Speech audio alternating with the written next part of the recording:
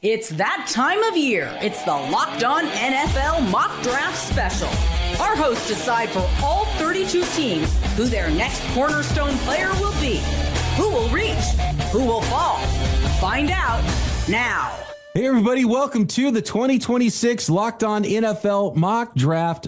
I am Brian Peacock, host of Locked On's NFL Six Pack, joined by my six-pack co-host, Matt Williamson, and the hosts of the Locked On NFL Draft Podcast, Keith Sanchez and Damian Parson. Over the course of this special, something nobody else can bring you, we will reveal 32 first-round picks and the first selection of any team left out of the opening round from our hosts, get insights from our local hosts, and provide unmatched analysis on the selections. This isn't your typical mock draft. No fluff.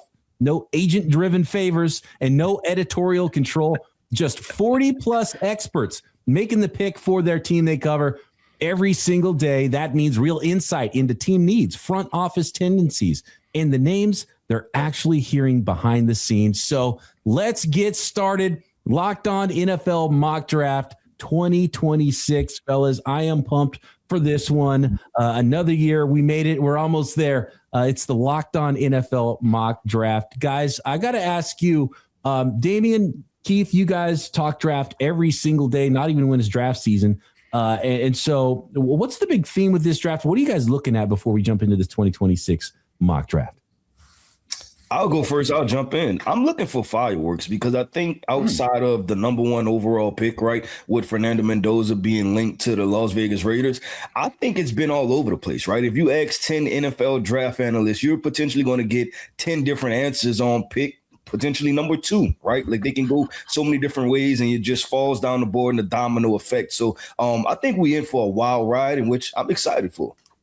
Yeah, I'll piggyback off of that. I'm looking to see where these top prospects land, right? This class is a good class. It's not a great class with a lot of high-end or an abundance of blue-chip players. But the guys that you view close to being blue-chip, the Jeremiah Loves, the Arvell Reeses, Sonny Styles, those high-end athletes, want to see where those guys fall because there's no actual consensus or dominant landing spot where you just pigeonhole and point. That's where this guy is going.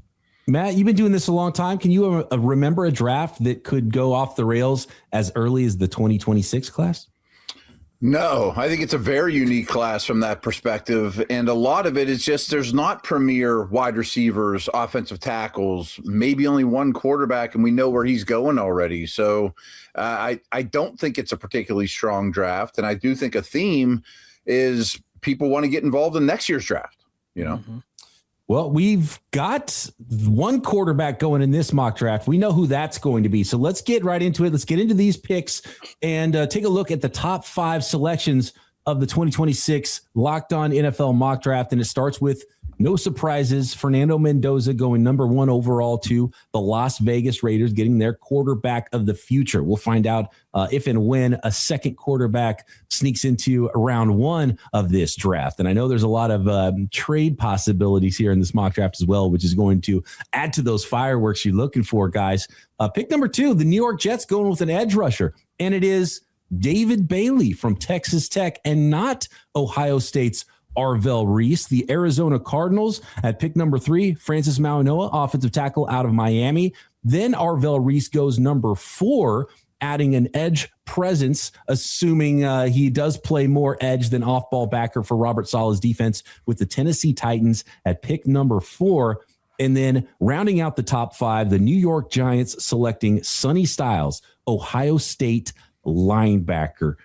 Guys, is there any doubt about Fernando Mendoza? Is it too much of a reach to say that maybe he wouldn't be a number 1 pick in drafts of the past? Is it just here's the best quarterback, he's got to go number 1 overall, or is this a guy that should be going to the top of most drafts anyway because of his talent at the quarterback position?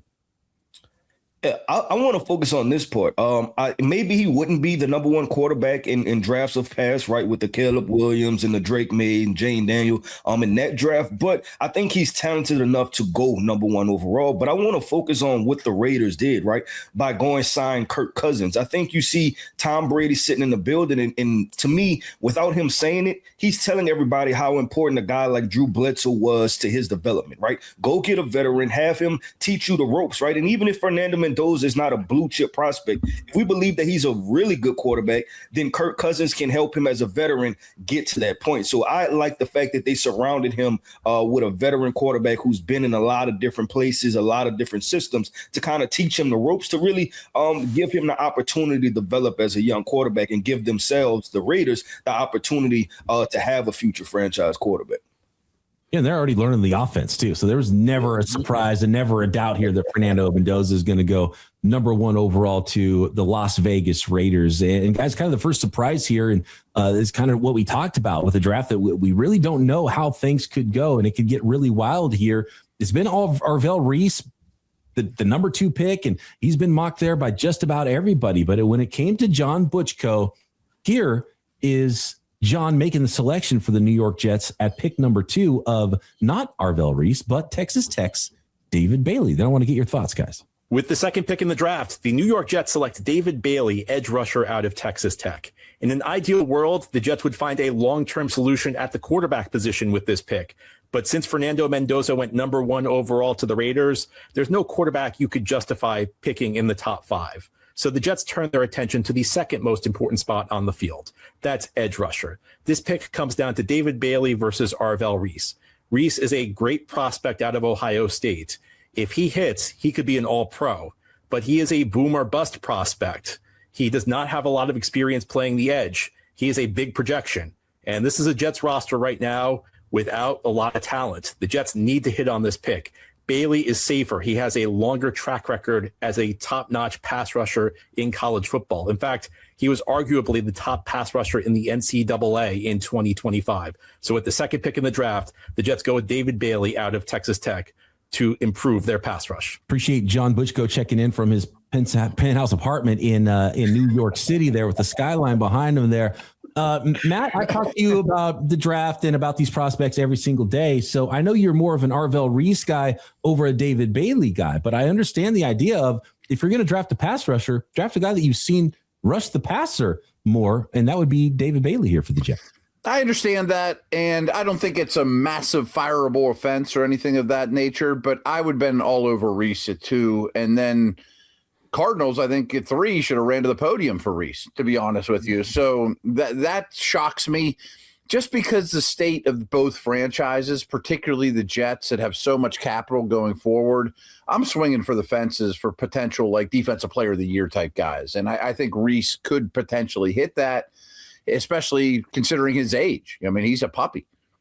Right. And so for the Tennessee Titans to have an opportunity to draft Arvell Reese at 4, that means not only the Jets, but the Cardinals have to pass on Reese as well. And I wonder if the idea of past tweeners was part of the equation for the Arizona Cardinals to go with the offensive tackle, which is a position of need for them rather than drafting someone like Arvell Reese. Should something like that, do you think it does, guys? Damian or Keith, you guys cover the draft every single day. Do you think that's something that should enter the minds of GMs because of past mistakes? And do you think that that the fans should be worried about a tweener, since they've missed so many times, the Arizona Cardinals have, with the tweenery type of prospects on the defensive side of the ball? I don't think so. I think it's a case-by-case situation, of course. Like, yes, you look at Isaiah Simmons, who played every position possible on Clemson's defense. He had no real position. Arvell Reese, for a fact that he's a linebacker who can also rush the passer. He's a high-end athlete. He's instinctive. He's physical. He's powerful. And you see him working on his craft this entire offseason as a pass rusher, to where you already know that there's a baseline and there's a framework of what he can be. The floor is kind of already set, where some of the other guys, remember they drafted Zaven Collins, who's still on the roster right now. He was an off-ball linebacker. They moved him to that kind of Sam stand-up edge role later on in his career. So they have to just kind of take it case by case. And if I was the Cardinals, I'm absolutely taking Arvell Reese. Yes, CeCe Maui Noah, great tackle, really like him. Guy that can play guard and tackle. But they don't have a long-term option, in my opinion, at the edge rush position. They've missed on BJ Ojulari, Darius Robinson, who came in as a defensive end / 2-eye 3-tech. A guy like Arvell Reese would absolutely help this defense, both at off-ball backer and walking down third downs. Guys, we've got the first of many trades in this mock draft. I love seeing the hosts come together, work out deals, and it will not be the Cleveland Browns selecting at number 6 in the Locked On NFL mock draft special. No, it will be the Dallas Cowboys that have moved up from pick number 12 to pick number 6. So let's let Landon McCool tell us about the trade details and who the Cowboys are now going to select on the clock at pick number 6 in this mock draft. I'm Landon McCool with the Locked On Cowboys podcast, and the Dallas Cowboys have traded the 12th, the 20th, and a 2027 second-round pick to the Cleveland Browns for their 6th overall and 39th overall picks. And with the 6th overall pick in the 2026 NFL Draft, the Dallas Cowboys select Caleb Downs, defensive back, Ohio State University. And the Cowboys really felt like they needed to secure one of the last blue chip defenders in this draft. And they felt like they had a need specifically at the nickel safety position, which is going to be a key spot in the Christian Parker defense. So the Cowboys felt like they needed to do what this I'm referring to as this elevator trade, where they use one of their first round picks to trade up and one of their first round picks to trade back. And they use the difference to pay for this trade. They went up, they got their guy, and someone who could be a leader for this new defense for years to come. Woo, wow. Okay. There's a lot to break down here with this massive trade for the Cowboys moving up and down the elevator pitch. I like that from Landon McCool and the Dallas Cowboys as part of the equation here. So the Dallas Cowboys traded away pick 12, pick 20, and next year's second to get Cleveland's pick at number 6, and also a second round pick this year in pick number 39. So that is the trade. And Caleb Downs, the safety out of Ohio State, 3 Ohio State defenders in a row, by the way, in this mock draft now, going number 6 to the Dallas Cowboys. Guys, is Caleb Downs that level of blue chip as laid out there? Because I like the idea of going up to get a blue chip player, but this is a safety. This isn't a pass rusher. This isn't a quarterback. To go up and get a blue chip player that clearly the Dallas Cowboys were wanting to move up and grab in this draft, and it's Caleb Downs pick. Yeah, I don't know if I would have made this trade. Hesitancy. I can tell on the looks of your faces, guys. Yeah. I mean, 12, 20, and a 2027 second. That's a lot of capital. I know they got the 6 and 39. Love Caleb Downs. I think if this was a class that the safety class wasn't a deep position with more talent and size and athleticism and things of that nature, maybe. But you still need, Dallas needed a corner. Dallas needed other edge rush. I know they brought in Rashawn Gary via the trade. You still need help on the defensive line in the front 7. Yeah, I'm just not trading with that second first round pick is where it got me. I'm like, you trade 12 and maybe a second. All right, cool. Or a third, I'm fine with that. But moving both your first to go up there, if you went up there and got Sonny Styles or Arvell Reese, I'm fine with that maybe, but it's a little too rich for me. A little too rich for me as well. I do get the idea of that's the last of the blue chip defenders. We need a face of the defense, winning culture, all that good stuff. I just thought it was a little pricey, and it was a kind of a no-brainer for the Browns. I mean, if you look at the Browns' history since making the Watson trade, they just haven't made very many picks until last year. They need to make all the picks they can get. 100%. Matt, to your point, you got EMW. Could have gotten it 20. Dylan Thineman is also out of Oregon. That's in the first round. Mm-hmm. You could have waited till round 2. Got like AJ Halsey and there's some other safeties in this class. Good safety draft. It's a good safety class that you could have gotten and brought an impact guy to your secondary without trading all the way up into the top 7. I think some of these future NFL safety nickel defenders are going to have to send a portion of their paycheck to Nick Emanwari because all of a sudden we're drafting these guys at pick 6 instead of, in the second round. So that's fascinating as well. And the value of that position only going up in the NFL. There's no low value positions anymore in the NFL. By the way, there's a running back that's still out there. Can we see another quarterback in this draft? So let's continue on the rest of the top 10 after a blockbuster trade by the Dallas Cowboys to go up. And now 3 first round picks for the Cleveland Browns as well in the rest of this thing, unless they're not done trading. Pick number 7, the Washington Commanders select not the running back in Jeremiah Love. They go wide receiver. the fourth Ohio State player in a row, this time on the offensive side of the ball. Carnell Tate from Ohio State, the wide receiver, going 7 to the Washington Commanders. The New Orleans Saints select Ruben Bain out of Miami. And then the Kansas City Chiefs come back with number 9 and Mansour Delane, the cornerback out of LSU. And finishing up the top 10, this is where Jeremiah Love comes off the board. The Bengals, with all the needs on the defensive side of the ball, that's not the way this board fell. And there's actually teams trading up to get those defenders. And that means that the best player available for the Bengals at 10 ends up being a running back to go with all of the power they have on the offensive side of the ball already. And it's Jeremiah Love, Notre Dame running back, going 10 to the Cincinnati Bengals. I know, Damian, off the air, we talked a lot about Love, and I know you are high on him as a prospect.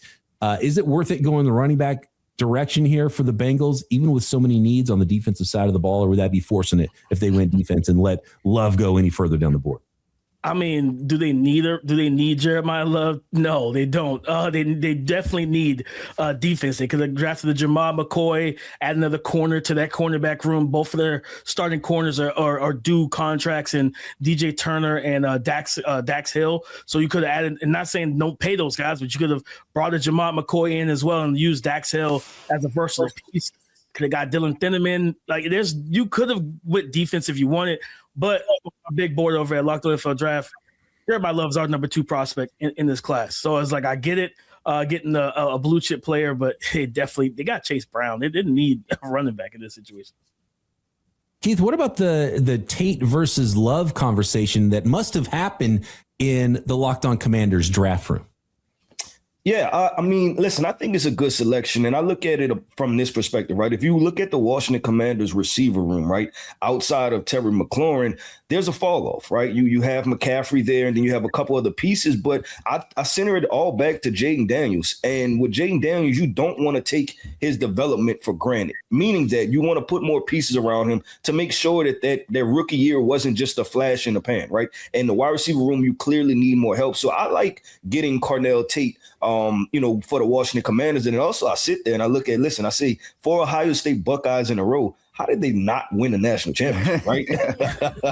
Is that guy who went number 1 overall. Right. I had the quarterback, and Indiana did. I don't think we're done hearing about Indiana first-round prospects as well in this mock draft. That is the top 10. Coming up next, pick number 11, the Miami Dolphins. What do they do for a new regime in Miami? And the first of 3 first-round picks for the Cleveland Browns in the 2026 Locked On NFL mock draft special coming up. The NFL mock draft special is brought to you by Rocket Money. If you've ever opened your bank account and thought, where did all the money go? You're not alone. Keeping track of subscriptions, spending, and bills can get overwhelming fast. That's where Rocket Money comes in, helping you take control of your finances all in one place. It tracks all your subscriptions in one spot and can help cancel the ones you don't need with just a few taps. It automatically categorizes your spending so you can actually see where your money is going, and you can set budgets, get alerts, and stay on top of upcoming bills. It just makes everything feel more organized and gives you a clearer picture of your finances day to day. Rocket Money is a personal finance app that helps find and cancel unwanted subscriptions, monitors your spending, and helps lower your bills so you can grow your savings. Let Rocket Money help you reach your financial goals faster. Join at rocketmoney.com/lockedon. That's rocketmoney.com/lockedon.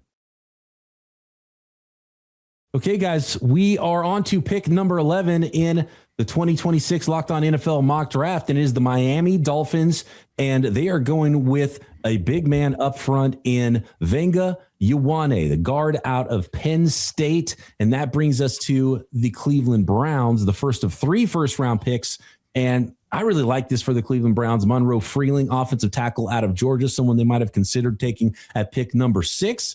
The Los Angeles Rams at pick number 13, Mekhi Lemon, wide receiver out of USC. Baltimore Ravens going to the offensive line with Utah's Spencer Fano, whether he's a right tackle, a guard, a center in the NFL. I'm not sure, but a really good player and worthy of a mid-first round selection. And pick number 15, we have another trade, guys. and it is the Minnesota Vikings coming up from 18 to draft Tennessee cornerback Jermod McCoy. It looks like Tampa is going to receive pick 18 and 97 from Minnesota to come up to pick number 15. And it looks like a 5th round pick is also going back to Minnesota. So Tampa Bay gets 18 and 97, and the Vikings get pick 15 and 155. That pick number 15 becomes a cornerback, Tennessee's Jermod McCoy. I want to go back to the Miami Dolphins real quick here, Matt, because I like the way Kyle Krabs, host of Locked On Dolphins, put his brain trust cap on. And I really think this is the way that the Dolphins are going to do things. And you want to say, maybe they go wide receiver. They have that big need. Maybe it could be Kenyon Sadiq, the tight end, right? But if we know anything about John Eric Sullivan and the way he's going to do things based on the way that things were done previously in Green Bay, I expect a couple of big people drafted here by the Miami Dolphins, and that's what they did with pick number 11 in round 1. Yeah, I join Wig every Friday on Locked On NFL, and we've had this running joke that, for years, Miami's had too many Ferraris and not enough dump trucks. And I think that they've found the error in their ways with this new staff. And I commend Kyle for give me a big time dump truck here, even though our pass catchers are a mess. We'll fill those in later. Keith, what stood out to you in these selection of picks? Was it the big trade? Was it the Browns going back and getting their left tackle of the future in Monroe Freeling? Yeah, I'm gonna go this. Well, I'll speak on 2 real quick. I love the Cleveland Browns, right? Because what they were going to get at number 6, they were able to trade down, get an extra 1st round pick, and then still address the left tackle, right? And they still have 2 more 1st round picks. So right now, at this current moment, they're winning, right? When we talk about the trade with the Dallas Cowboys, they're winning because they still got their guy.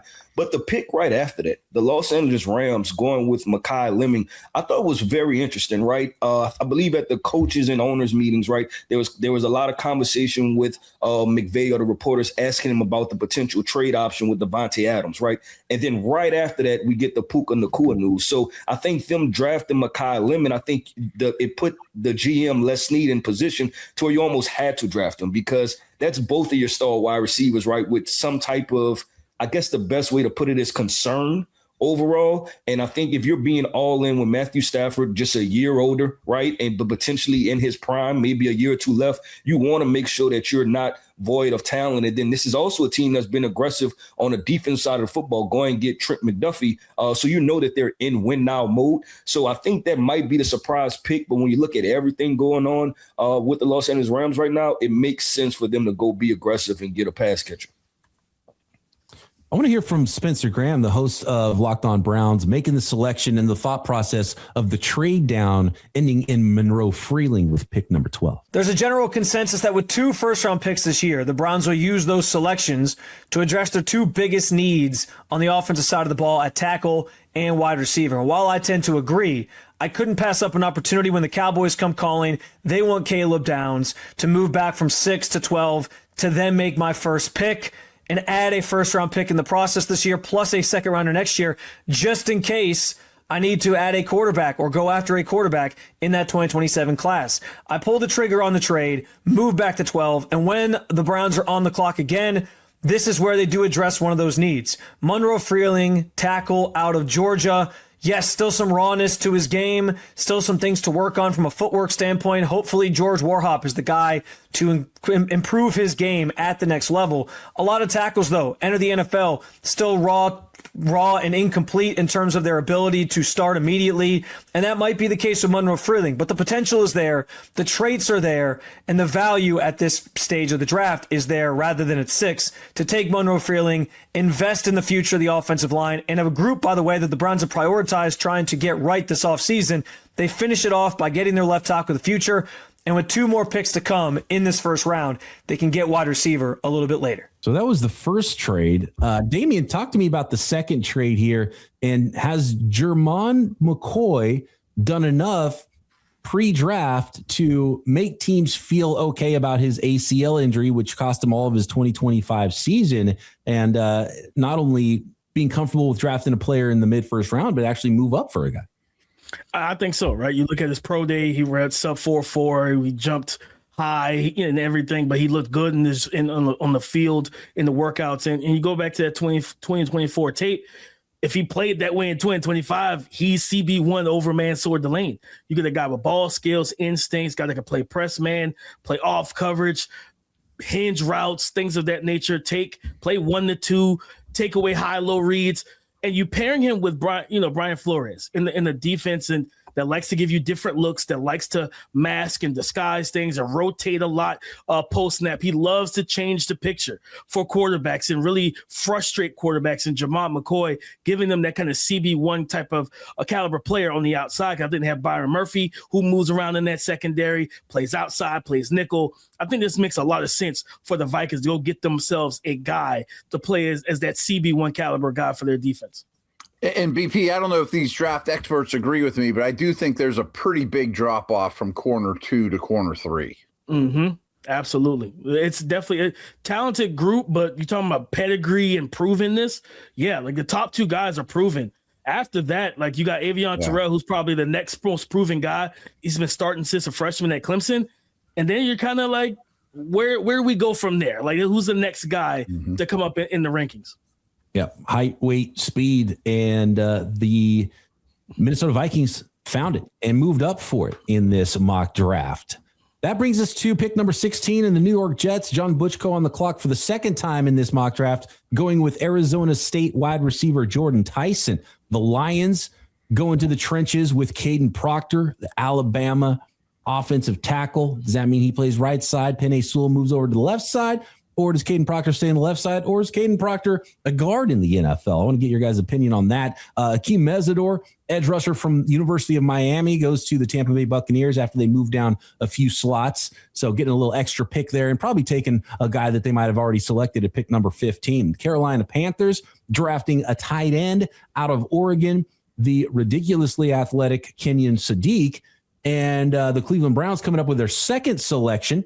We heard from Spencer German talking about the needs there. They go offensive tackle, and now they get their wide receiver in Omar Cooper Jr. out of Indiana with the second selection they got from the Dallas Cowboys at pick number 20. Chicago Bears, Dylan Thieneman, safety from the University of Oregon, and the Los Angeles Chargers, TJ Parker, edge rusher from Clemson. But pick 21 is the third trade of this mock draft for the Chicago Bears, coming up to get their guy, yet another defensive back. So 3 trades, 2 of those 3 trades are teams coming up to get a safety. Now with the Chicago Bears drafting Dylan Thieneman at pick number 21, coming up from pick 25 with the Pittsburgh Steelers. Okay, before we get to all the trade madness here, I do want to go to the Carolina Panthers and Kenyon Sadiq with that selection, because Julian Council is standing by here with the pick and the reasoning behind Kenyon Sadiq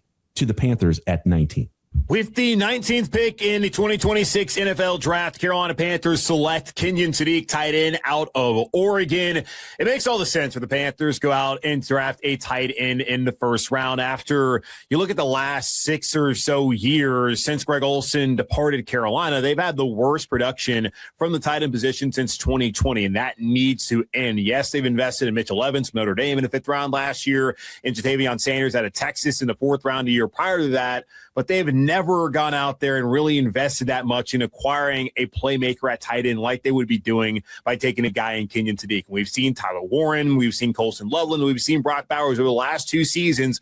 First-round tight ends go out there and make a massive impact for their teams as rookies, and that's what Kenyon Sadiq potentially could be for Bryce Young and the Carolina Panthers offense in 2026. So, fellas, looking at the way this thing fell between pick 16 and pick 22, you had Tyson, Proctor, Mesidor, Sadiq, then Omar Cooper Jr., and then the trade up for Dylan Thieneman. Matt, Dylan Thieneman, I know he's a prospect that you like quite a bit, and the Bears could not sit back at 25 and really think that they were going to be able to get Dylan Thieneman. So they made the move up to pick number 21. They gave up pick number 60 to the Steelers. The Steelers moving back 4 spots from 21 to 25 and also collecting pick number 85 in the process. What do you think about this move for both the Bears and your Steelers moving back a little bit, Matt. Yeah, and just to rewind real quick, I do very much agree with the Sadiq pick to the Panthers. I think it's a very Bryce Young friendly move, and that has to be a huge priority for them.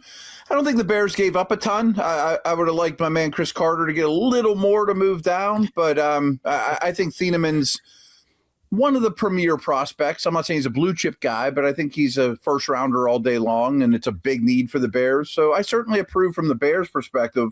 Maybe we'll get to the Steelers side of things whenever we release the pick here. Yeah, we'll find out who the Steelers end up selecting after going down from pick number 21 to 25. And guys, to your point earlier about the safety stuff, Thieneman ends up going pick 21. So there was a safety on the board for the Cowboys, not only at 12, but at pick number 20, if they wanted to go that route. But is Thieneman the style of player that they're looking for in that sort of nickel role? We've seen Thieneman play a lot of different roles in college, but I tend to like him more as a deep safety and his ability to range from the middle of the field.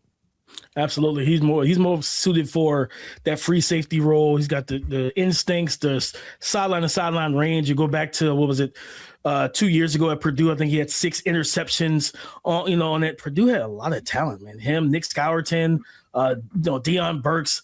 They don't know what the Boilermakers are doing there, you know what I mean? But they've had a lot of talent. Better boosters and more NIL money, I think. That is a fact. So they've had a lot of talent. Dylan Thieneman, I told Keith on the pod when we did his breakdown, Caleb Downs is, a blue chip player in this class. But for me in safeties, I don't see a big drop off between the two players. You're going to get 2 impact players. It may come in a different package, but also what you look at with Dylan Thieneman is how Dan Lanning used him this year. He was used more as a 2-high rotational safety working down into the box.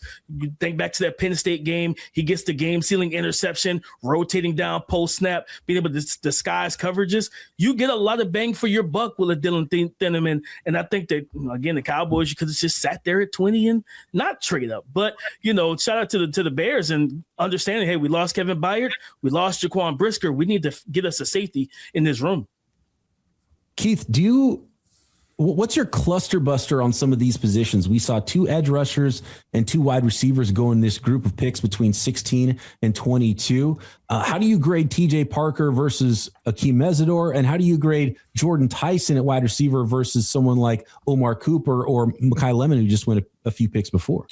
Yeah, I mean, just to address the Akeem Mesidor versus the TJ Parker, right? I like Akeem Mesidor going where he went to the Tampa Bay Bucks. The Tampa Bay Bucks, they're very similar to the New Orleans Saints to me, right? Where they've swung at the edge rusher position and they've missed a couple times, right? And I think that they're finally trying to right their wrongs. Akeem Mesidor is one of those prospects I just put in the grown man bucket, right? He's going to come in there, you know exactly what you're going to get out of him, and maybe he'll consistently touch that double-digit sack mark. So I like him going there versus TJ Parker. We know his career, right? It's kind of been up and down, and that's been a lot of these prospects that we've seen come from Clemson, especially this year. So for him, I think it's great that he was able to, was it August? He was a first-round pick. I think if you would have asked in October, November, he was probably a 3rd or 4th round pick, and now he's back up there. I think it's about, can Harbaugh get the very best out of him, though? And that's going to be the thing. Just to address the wide receiver position, I am a little bit surprised to see Jordan Tyson fall as far as he did, and he's going to be wide receiver 3 off the board, because we had Cardinal Tate go top 10. We had Mekhi Lemon go to the Rams. I didn't think Jordan Tyson would come in as wide receiver 3. And I think that there's not that much separation between the 3. And I actually have Tyson as my wide receiver 1. Matt, I got to ask you, how much does injuries impact this? Because I think Mesidor and Tyson both, you could argue, could go a lot earlier, but you could argue fall quite a bit, because a lot's going to hinge on those medical reports for teams. Yeah, and BP, I'm not avoiding your question, but it's the hardest thing for any of us to answer. We didn't go to med school. We don't have, those reports. We just don't know exactly what's going on. But Mesidor scares the heck out of me, to be honest with you. I mean, a 6-year guy with a lot of injury history. But I also think that the fact that he felt that they went to Tampa is noteworthy, because I think their seat is really warm and they need instant production. Yeah, not only did I not go to medical school, I barely went to class at the school I did go to. So I am definitely not qualified to speak on such things. Next, guys, we've got the rest of round one, picks number 23 through 32. And if your team did not have a first round pick, you will get a selection for your squad. Colts, Falcons, Packers, Jaguars, and Broncos. Those teams without first round picks. We're going to hear from those hosts making selections in round two as well. Coming up in the Locked On NFL Mock Draft Special. The NFL Mock Draft Special is brought to you by Rugiet. The NFL Draft is here, where preparation meets opportunity, and every decision matters. It's all about being ready when your moment comes.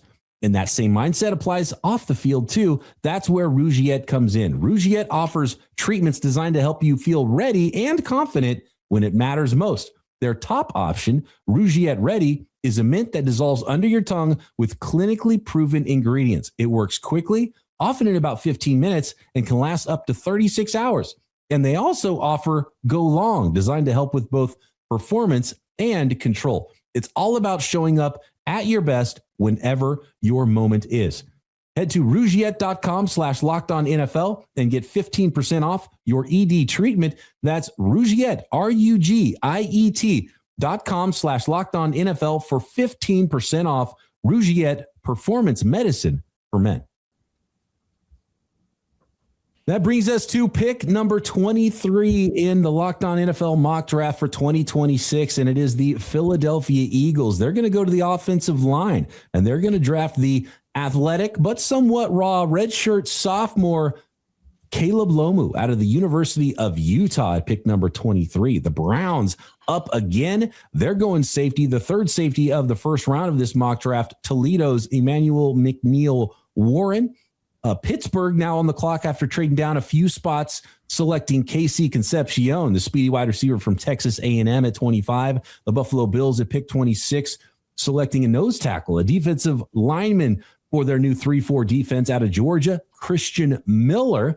The San Francisco 49ers, I had a hand in this, myself and co-host Eric Crocker of Locked On 49ers going offensive tackle and swinging for the fences with Max Ihonachor out of Arizona State here. Anthony Hill, linebacker from Texas to the Houston Texans at pick number 28, keeping a strength there for the Houston Texans.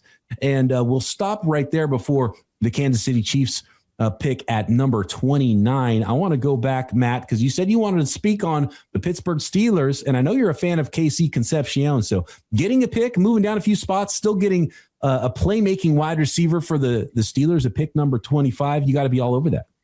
For the most part, yes. Concepcion is my crush for the Steelers at the wide receiver position, and they really only have two on the roster and need quite a bit. But my real crush is the guy you took, Mad Max out of Arizona State. I would have sprinted to the podium even at 21 to take Max, let alone at 25. I agree with it, Matt. And this is a compliment to you, BP, right? You and Croc with that selection. Mad Max is one of my favorite offensive tackles in this draft class, right? And I had to just put a big board up. Like, he probably ranked closer to 20 than 30 for me. I think this young man, the ceiling is through the roof. The athleticism, the toughness, everything we witnessed at the Senior Bowl, I think it's all there for him. So I think this is a home run pick for the 49ers getting where they got him.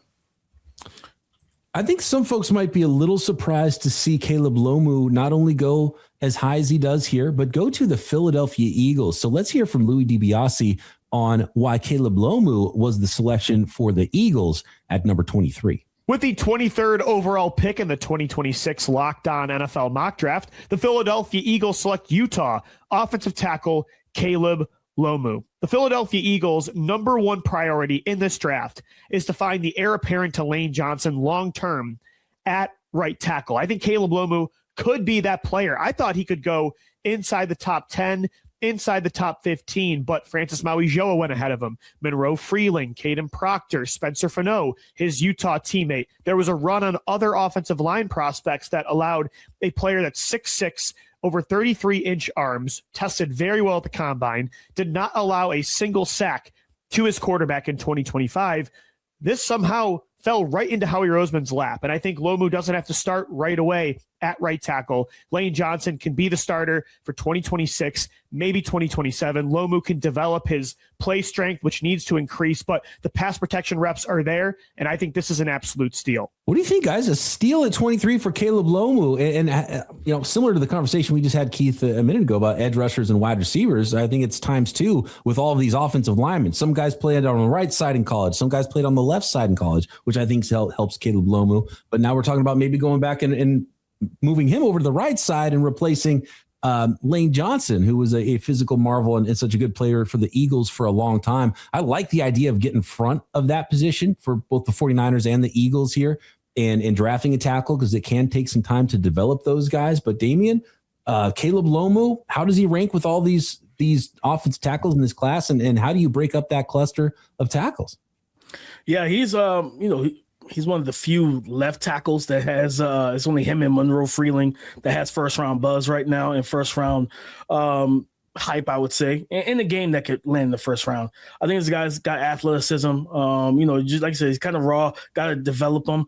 If it was still Stoutland University in Philly, I would feel really, really good about this. Yeah. A draft stash, let Lane Johnson do his thing and let him just kind of develop there. I don't know who the O-line coach is going to be or who he is for Philly heading into this season, but you got to hope that, okay, we're drafting him. At the end of the day, you're a Philadelphia Eagles team that did not fare well in the playoffs this past season. The season did not go well for you offensively. You got to figure some things out overall, and drafting an offensive tackle, which I'd love getting ahead of it, but not drafting a ready impact player for year one is going to be a hard pill to swallow for the fan base, knowing that they're trying to get back to the playoffs, get back to the Super Bowl, and prove that wasn't just a 1 or 2 time thing for them.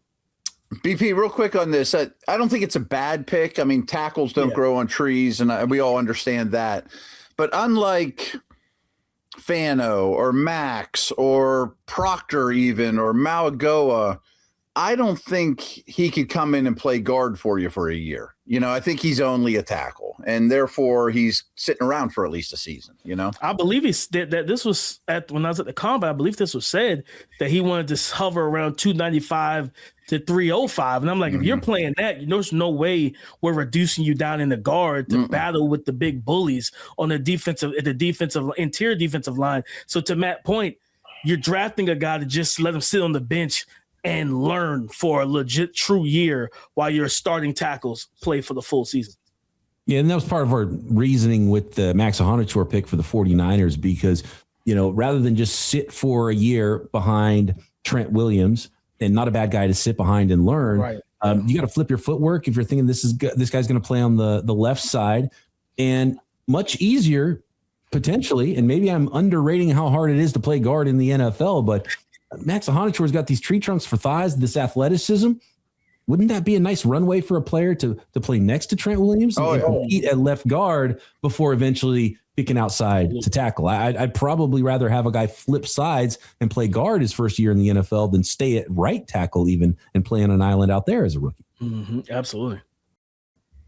Moving on, in the rest of the first round of this mock draft for 2026, the Kansas City Chiefs select Malachi Lawrence, the edge rusher, who's got some helium coming into this thing out of UCF. Miami Dolphins, their second selection, again going big, again going to the trenches. Love this one. Keldrick Falk, defensive lineman out of the University of Auburn, falling to pick number 30 to the Dolphins. New England Patriots selecting an edge rusher, Texas A&M's Cassius Howell, and the Seattle Seahawks rounding out round one with cornerback Chris Johnson from San Diego State. Let's hear from Kansas City Chiefs, Locked On Chiefs host Ryan Tracy about the pick at number 29. With the number 29 pick of the 2026 Locked On Network mock draft, the Kansas City Chiefs select edge Malachi Lawrence from UCF.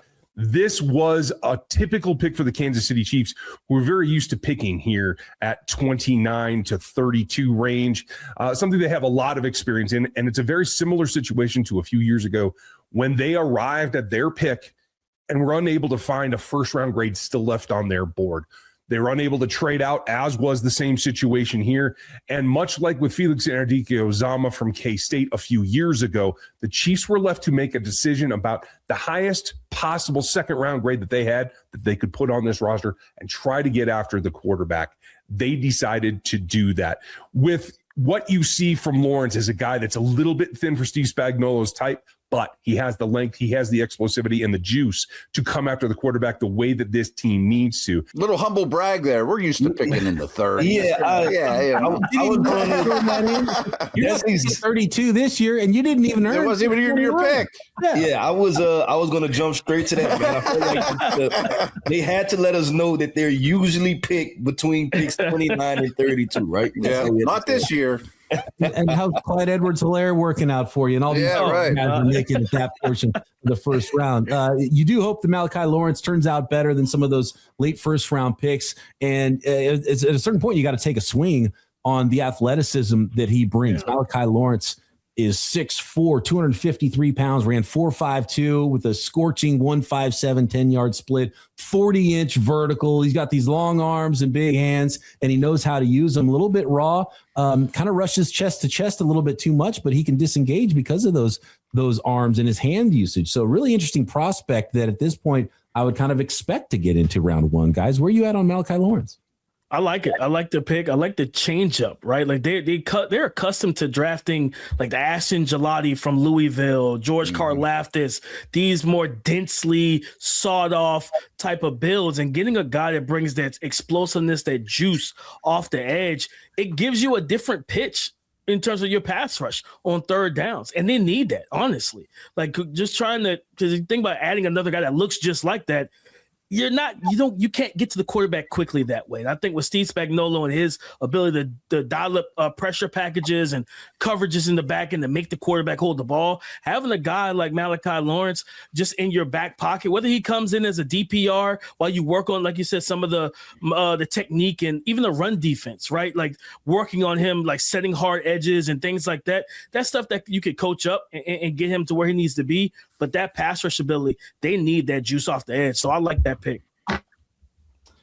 Looking at some of the selections here at the end of round one, I like Kendrick Falk at 30, and you feel a lot better at for a guy that doesn't have the greatest pass rush win rate at the end of round one versus potentially in the middle of round one where he's being projected a lot out of Auburn. But we kind of glossed over the Anthony Hill selection to the Texans at 28. Keith, what's the scouting report on Anthony Hill? He's not a popular name in the first round of mock drafts. Yeah, I thought this pick was interesting, to say the least. One, because I think this is a fairly good linebacker class, right? But then also, when I look at the Houston Texans, one of their biggest positional needs for me is the interior defensive line position. Linebacker, I thought that they were pretty solid at linebacker, but Anthony Hill's scouting report, he's another versatile defender, right? This is a guy that can play stack backer. You can walk him up on the line of scrimmage. I have more of a middle to late second round grade on Anthony Hill versus taking him in the bottom part of the first round. But listen, with all this talent, right, you have Will Anderson and Danielle Hunter and all these guys on the back end, the Derek Stingleys and the Petries of the world. He's going to find a role. I guess I would have liked to see the Houston Texans attack more of the interior defensive line position, or like we talked about, just go ahead and swing for the fences with a high-end athlete. And real quick, BP, Anthony Hill Jr. coming into the season was Arvell Reese before Arvell Reese. He was the athletic linebacker who would line up on the edge for Texas, and you saw some of that pass rush capability. Now, this year, Texas didn't rush him, I think, nearly as much as they did in 2024, but you see that ability to drop off into coverage, to handle. I think there was some reps against him versus Eli Stowers, the super athletic tight end out of Vanderbilt, him covering him at the second level, downfield, deep over routes, things like that. He can turn and run with guys, protect the seam by also blitzing, and I think there's still pass rush ability in his game. So that, I think, with D'Amico Ryans, you get another versatile piece in this defensive front. Hey, we just tip our caps to him and let him do his thing. But like he said, I would have loved to see the Kanan McDonald, the Lee Hunter, just that big nose tackle, because they're missing that right now on this roster. And I think Croc and I stole their guy in Max Ahonishore right before they selected him. Probably. So apologies there. Made him scramble there. But yeah, you're not going to get a clean first round grade at the end of the first round. So you got to, do you go interior offensive line? Do you go off ball backer? And that's the decision that a lot of these teams are making right here at the end of round one. The scouts are really raving about Chris Johnson, the cornerback out of San Diego State to the Seattle Seahawks. I like that pick. And I love the idea of Cassius Howell flying off the edge for Mike Vrabel's defense in New England. Guys, let's talk about those teams that did not have first round selections. At pick number 47, the Indianapolis Colts go linebacker themselves, going with Texas Tech's Jacob Rodriguez. The Atlanta Falcons taking Caleb Banks, defensive lineman out of the University of Florida, in round 2. The Green Bay Packers at pick 52, selecting a big defensive tackle in Iowa State's Dominique Orange, Big Citrus, phenomenal nickname. Jacksonville Jaguars. Here's one that you don't see going this high is Oscar Delp, the tight end out of the University of Georgia, even though he's got a ton of athletic ability. And then the Denver Broncos finishing this thing off, pick number 62, Jadarian Price, running back out of the University of Notre Dame. Before I get your thoughts, guys, I want to go to Tony Wiggins, the host of Locked On Jaguars, with the Delp pick all the way up at pick number 56. With the 56th pick in the NFL draft, I have the Jacksonville Jaguars taking University of Georgia tight end Oscar Delp. Look, you can't be choosy when you're picking at 56, right? It's a late second round pick for a reason. The team had a lot of success. They did not have a first round pick due to the Travis Hunter trade last year. Delp gives them a high upside player that this system has done really, really well with tight ends. So the system that I'm talking about is the one that Grant Udinski and Liam Cohen both share. It comes from the Sean McVay tree. What they're getting is a dude that ran a 4.42 at 6'5", 245 pounds. That's pretty dang on good. They usually go for things where guys have individual traits. They call them superpowers or things that make them intangibly rich. They go for that with James Gladstone. And I think what he gives them is a plus athlete as a second tight end eventually to go along with Brenton Strange and open things up for Trevor Lawrence in the passing game. Oscar Delp, intangibly rich. That is a phenomenal couple of words back to back there. I like that quite a bit. And a good athlete and maybe held back by his Georgia offense, guys. Yes. No, I don't say without a doubt, and DP knows because we do the show all the time. I've been talking about Oscar Delp for probably 2 years now. And I've been frustrated for probably about 2 years now because I see a guy that makes a play once every 3 games. But when I look at him, I seen a 6'5", 245-pound frame. Did I project that he was going to run a 4.4? No, but I said this guy's a sub 4.5 tight end, right? And I was like, man, this guy is really talented. And that's why he's been somebody we've consistently talked about. Him going this high, I think I like it. I like him because I think it's aggressive. Obviously, with the Jaguars, they're talking about Travis Hunter playing full-time corner now. So you're essentially losing a weapon. You have to figure out what's going to happen with Brian Thomas. And let's be completely honest. Like to this point, Trevor Lawrence has shown us that he's a good quarterback, not necessarily one of the NFL greats. And I think with good quarterbacks, you just have to make sure that you consistently surround them with the pieces. And I think Oscar Delp, NFL career could be much better than his collegiate career. Absolutely. Matt, what stands out to you at the end of this mock draft, whether it's late round 1 or some of these round 2 selections? I have no problem with Denver going back to the well to get one more playmaker. I know the Waddle trade was huge, and I just thought the playmakers had to be at the top of their list as the offseason went along. And Caleb Banks to me is fascinating. I don't know that Atlanta's the place that's going to get the most out of him. History shows the answer to that is no. But, man, if any of these D tackles hits and it's him, he's going to be the best one in the class by far, in my opinion. Yeah, that's I said BP. That's definitely an interesting landing spot because I think the thing we keep talking about, I think on the pod a couple of times, the big issue with him is similar to Deion Walker. It's being 6'6", almost 6'7". It's the pad level. It gets to run and getting pushed off the ball, but the pass rush upside is immense for Caleb Banks. If he's healthy, I know he had a foot injury so far during the process. So once he's healthy, he's like, man, we got a guy that can collapse the pocket, get in the face of Bryce Young, get in the face of Baker Mayfield, try to pressure and get in the face of a Tyler Shuck. But definitely an interesting fit. I go back to Denver this would be back-to-back second-round picks that they've spent on running backs. They drafted R.J. Harvey last year. I think they brought back J.K. Dobbins, who we know, unfortunately, at some point during the season, we're not going to see him again because of the injuries. They always bite him and everything. He's snake-bitten in that regard. But I really like Jadarian Price. I think this is a guy that has the upside to be an RB1 for a team. You look at it, you see the explosiveness and the vision from a punt and from a kick return standpoint. He outstanding kick returner. And the times that he did get on the field, he's patient, he's durable, he runs behind his pads, and he knows how to find daylight. And I love that about his game. And he's an underrated receiver out of the backfield. Sean Payton would absolutely love utilizing this young man. And that's it. That is the 2026 Locked On NFL Mock Draft Special. See you guys next year. Thanks, everybody, for tuning in. Thanks to all the hosts who get involved with this, which is always a lot of fun every season. Love seeing all the trades. Let us know how you think your favorite teams did. And, of course, tune into your favorite teams. Locked On podcast, no matter the sport. And, of course, you can find Matt and I daily doing the NFL Six-Pack and Damian and Keith on Locked On NFL Draft. We will see you in 2027.